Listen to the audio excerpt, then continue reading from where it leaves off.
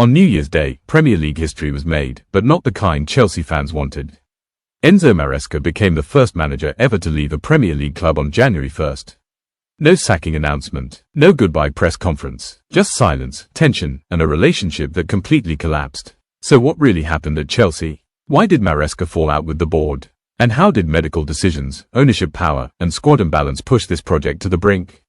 Let's break it all down. When Enzo Maresca arrived at Chelsea, there was genuine optimism. A clear positional play philosophy, heavy control in possession, inverted fullbacks, midfield dominance, the Pep School blueprint. And it worked, at first. Chelsea won 2 trophies last season, something Mark Cucurella himself highlighted. Since the beginning, we started with a new idea, we stayed together and finally won 2 big trophies. The summer was supposed to be the reset. More ambition, more backing, more structure, but instead, the cracks began to show. Let's talk about the squad Maresca was asked to work miracles with.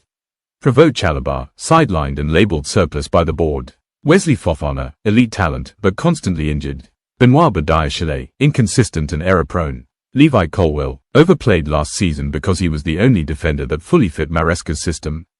Maresca explicitly asked for a new centre-back. The board ignored him. Instead, Chelsea loaned out 2 promising centre-backs, Mamadou Sarr, Aaron Anselmino. Then Colwill got injured, out for a long time. And suddenly, Maresca was walking down the tunnel every week with a defence the board themselves didn't trust. This is where everything truly broke down. Chelsea implemented a strict medical-led rotation policy. The manager was informed clearly. You cannot overrule the medical department. Players like Reece James, Wesley Fofana, Romeo Lavia, Pedro Neto, Cole Palmer were restricted to 60 minutes in many games. Cole Palmer, Chelsea's best player, subbed off repeatedly. Fans booed Maresca, but here's the truth, those substitutions were not his choice. Palmer has been dealing with a persistent groin injury and could not play 3 full games a week. Maresca was stuck. Win games or protect players. He wasn't allowed to choose. And that Everton post-match comment. When he said, many people didn't believe in us, fans thought it was aimed at the board. In reality, it was aimed at the medical leadership.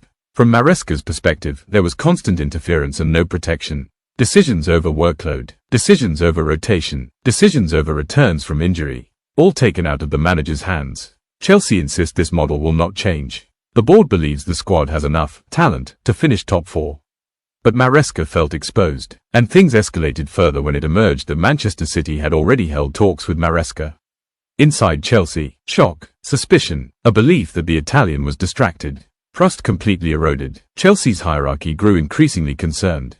20 points dropped from winning positions. In both the Premier League and Champions League, fears over mentality and game management. The board felt results didn't match the talent. Maresca felt results reflected the chaos. And when relations with Behdad Eghbali broke down, that was it. By New Year's Day, Chelsea and Maresca were highly likely to part ways.